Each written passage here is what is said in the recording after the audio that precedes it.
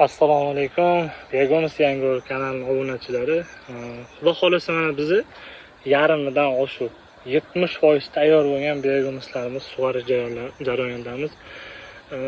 Kechki mahal, kunduzi suv berib tursanglar, hozir maqsadga muvofiq bo'ladi. Chunki kun juda ham qattiq isyapti. Chuvalchangda kechki mahal yoki kunduzi shu salqin mahal juda ham yaxshi ishlashadi. Juda ham yaxshi reaksiyaga kirishadi.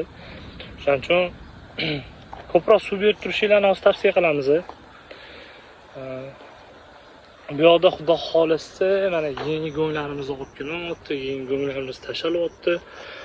Bu yoqqa sirazi so'rashyapti, go'ng qanaqa holatda bo'lishi kerak? Quruvmi, xo'lmi? Farqi yo'q. Nima bo'ladi?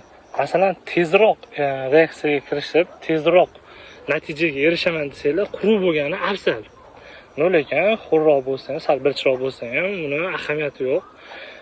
Yangi to'kilgan go'nglarimizni sal yoyamiz. Bu juda ham baland, ko'rib turganlaringdek. Yoyib turib, xudo xolasa buni yaxshilab yuvib olish kerak.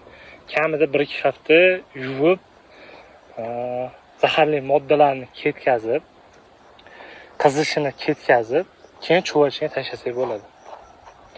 Bizlarni kuzatishda davom etinglar. Bizda tayyor elangan bego'mizlarimiz mavjud.